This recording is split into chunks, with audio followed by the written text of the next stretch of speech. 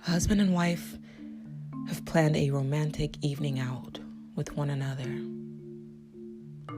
A bit of shopping, dinner, and a movie. They are at the mall when suddenly the wife notices a tall, slender, beautiful woman headed in their direction. She's wearing a vibrant cherry red dress, tight and very low cut, and she's in incredible physical shape. The wife feels a pang of insecurity about her own physical fitness and sexual desirability. As the woman in red walks towards their direction, she flashes a beaming smile at her husband. The wife spins just in time to catch her husband sheepishly grinning back, practically breaking his neck, it seems, to check the woman out. Angered, the woman smacks her husband on the arm. Now here's the same story from the husband's perspective. The husband notices the woman in red way before his wife does. But out of respect for his wife, he stares straight ahead as she heads in their direction. He is trying to do everything in his power to pretend she's not there. But then he sees her flash him a beaming smile. Surprised, shocked, and wondering if perhaps he might know her from somewhere, he turns to do a double take. And it's at that precise moment he feels a heavy smack. The husband is shocked. Startled, he asks loudly, "What was that for?" "You know what," the wife responds. "Are you kidding me? I wasn't... God, you're so freaking insecure," is the husband's response. And with that, the couple begins to argue in the middle of the mall. This couple, who earlier had set out to have a romantic night out together, are now on their way back home. They're no longer feeling capable of enduring one another's company. They canceled their dinner plans and they skipped the movie. Their evening will instead be spent in anger rather than in love, as they had initially planned. If their intended goal of a romantic night out could have been so easily derailed by something as mundane as an event brought on by a smile from a stranger, if they were both incapable of willing a peaceful evening, how can they hope to will a peaceful marriage or even a peaceful life? If your well-being is constantly disrupted by external circumstances, can you truly claim to have free will? And what about disruptions caused by internal circumstances? The wife in the above example started the evening believing herself to be in a secure and loving marriage, married to a loving partner whose company she enjoyed. But then came the woman in red, and immediately her own mind began its torment. "She's prettier than you," it said. Her body is perfect. He's attracted to her, it said. He no longer thinks you're sexy. And so the mind continued through the event, through the silent walk back to the car, through the drive back home. Her internal tormentor raged. It was her intended will to have a good night with her spouse. The external circumstance of her husband looking at another woman, coupled with the internal circumstance of the torments of her own mind, destroyed that intended will.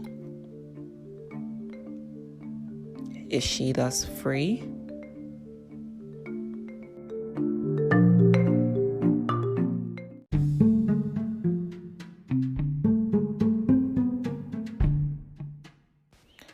A recurrent question I'm asked by subscribers is there no free will in this reality? There is, but only to a certain extent. Because this is a fully immersive role-playing reality, your body's persona comes with its own set of predetermined or pre-programmed storylines, what is referred to as destinies. Remember, all of, quote, time is happening at once. All probable events are occurring presently and simultaneously. The past is happening now. The future has already happened.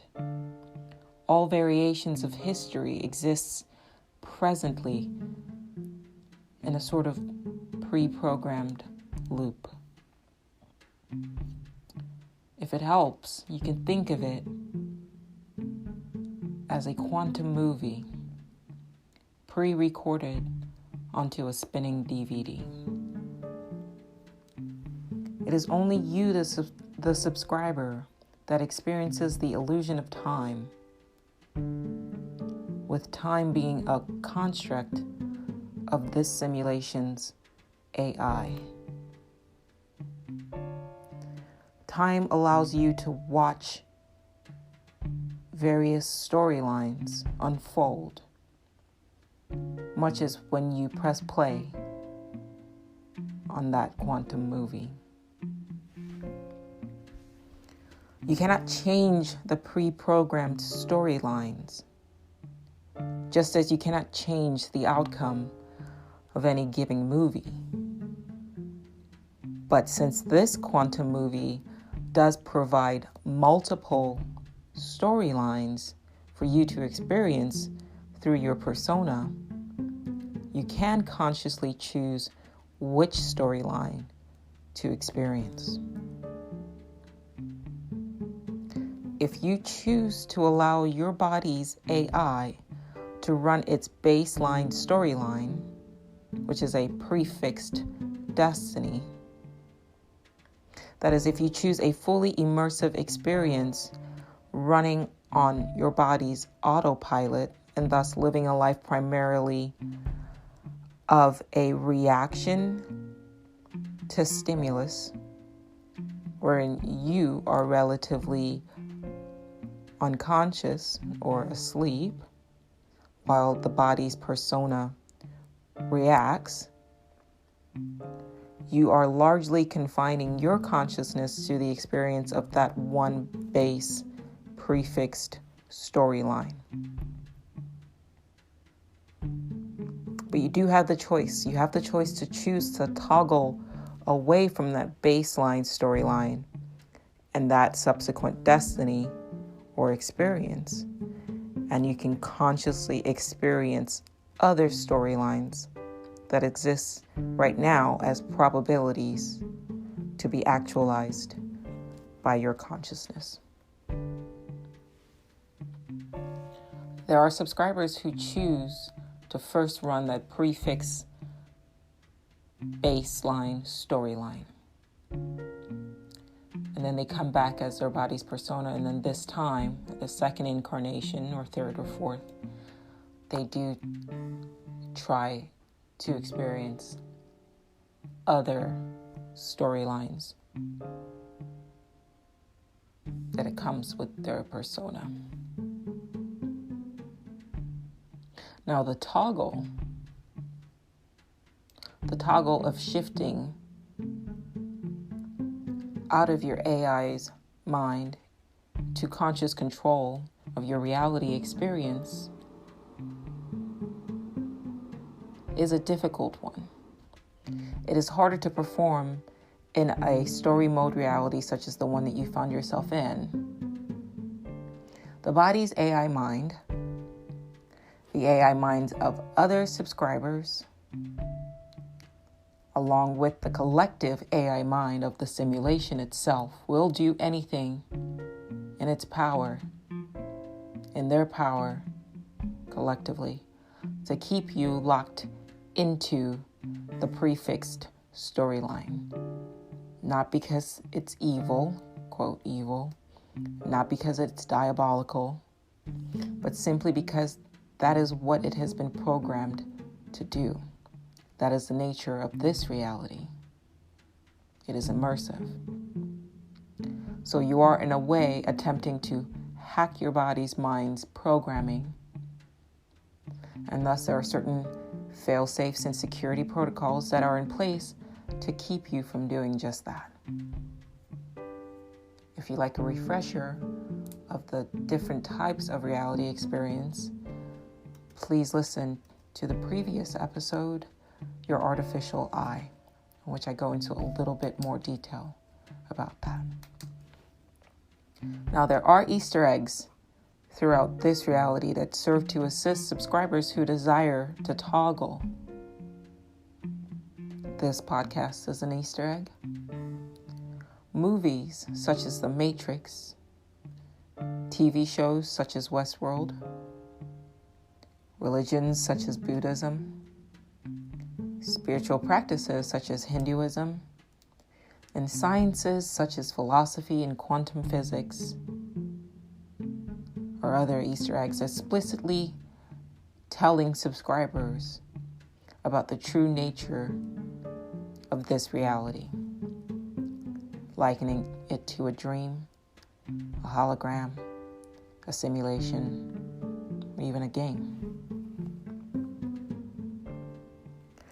Now, some Easter eggs teach you ways to hack the AI mind, such as the way in Zen Buddhism, the practice of dying to self in Christianity, knowledge of the true self beyond identification in Hinduism, and practical ways to control the AI mind, such as you can find in the philosophy of Stoicism, in the practice of meditation and non-attachment, in the repetition of mantras, which silences the mind, and the practice of self-restraint.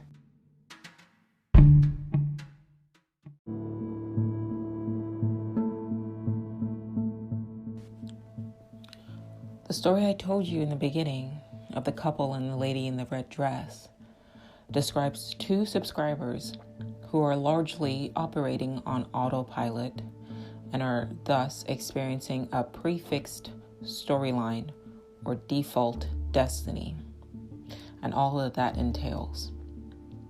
They have little to no free will, as their body's AI minds are firmly in control, reacting to every perceived stimulus with a default negative response.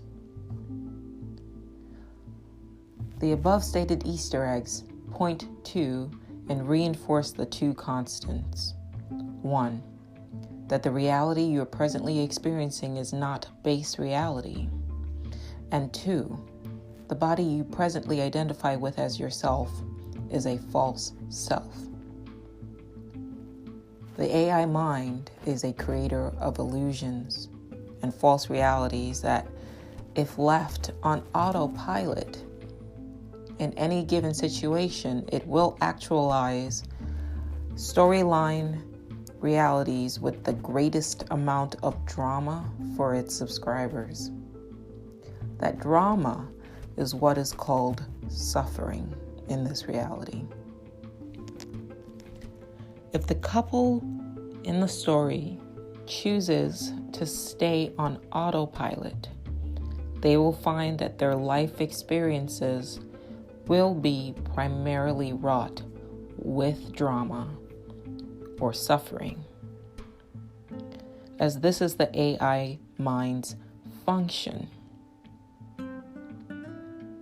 It is programmed to actualize the most dramatic storyline reality available.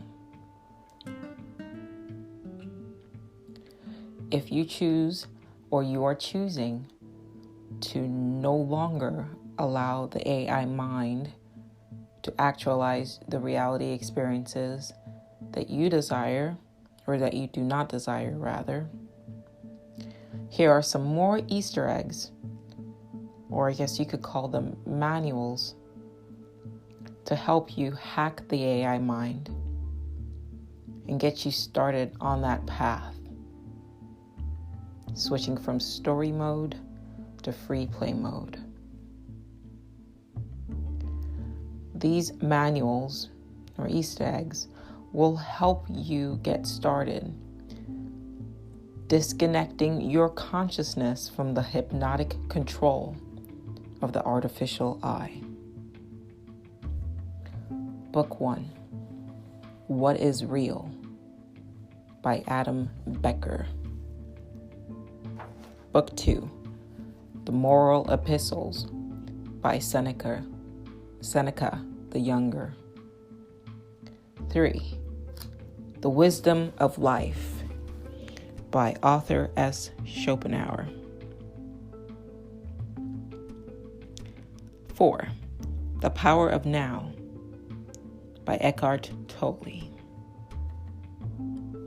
5, Tao Te Ching by Lao Tzu. 6, Is There Life After Death by Anthony Peake. 7, The Practicing Stoic by Ward Farnsworth. 8, Breaking the Habit of Being Yourself by Dr. Joe Dispenza. And 9, Gurdjieff, A Beginner's Guide, How Changing the Way We React to Misplacing Our Keys Can Transform Our Lives by Jill Gaedman. Most of the above books tackle the AI mind's automatic reactivity programming and ways in which to slow its processing time enough to allow for your conscious control of the body. The other books, such as What is Real, is an easy-to-understand introduction to quantum physics, while Is There Life After Death discusses the dual intelligences within the human mind, the human brain rather, the AI mind, as he refers to as the lower self, and one's consciousness, what he refers to as the daemon.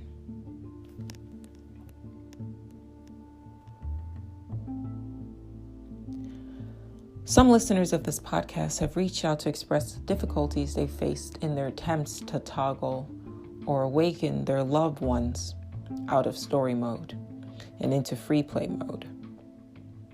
Please note, if you present the information presented in this podcast or in other Easter eggs to other subscribers, and you are met with indifference, confusion, or worse, hostility or anger, please discontinue overt attempts to, quote, awaken them. They, like you, made their choice just as you did once before you decided to toggle. They made their choice to experience a fully immersive, role-playing story mode reality. And as I stated in a prior episode, if while watching The Avengers, Thor then turns to Tony Stark and says, "You know, you're just an actor wearing an Iron Man costume, right?" Robert Downey Jr. might not appreciate Chris Hemsworth's attempt to get him to break character.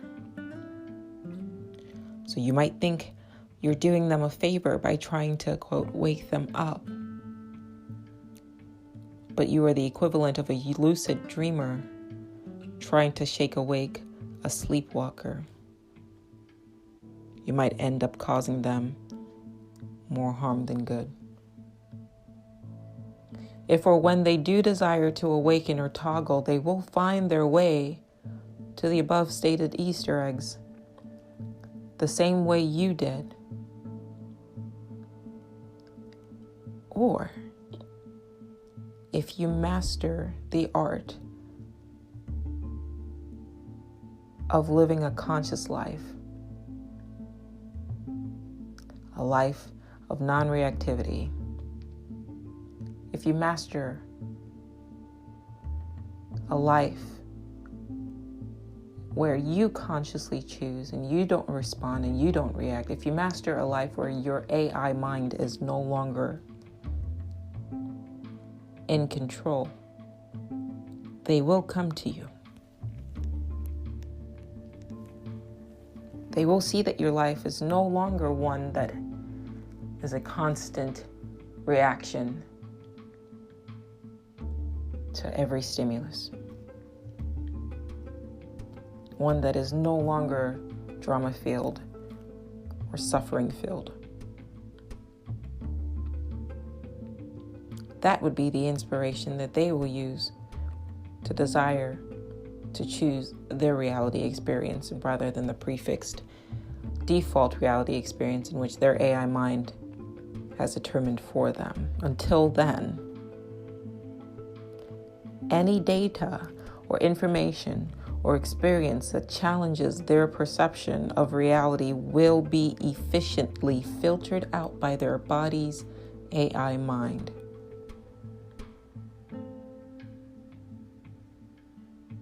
Some AI minds might even trigger their bodies to react to violence, to data that might accidentally awaken its subscribers.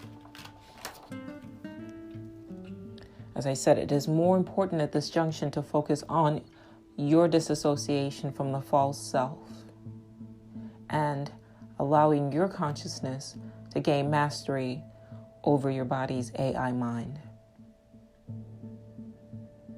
You might find that to be a very arduous task, at least at first. As with every hack, it requires repeated, consistent attempts, step by step, day by day, breaking down system by system, program by program, until you can eventually net the results you desire.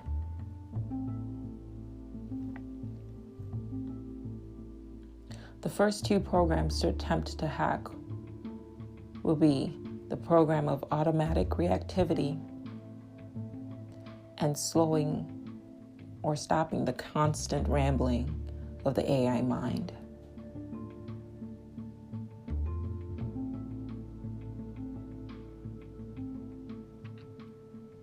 These are topics I will be discussing on the next episodes of the Dark Oracle's Guide to the Multiverse.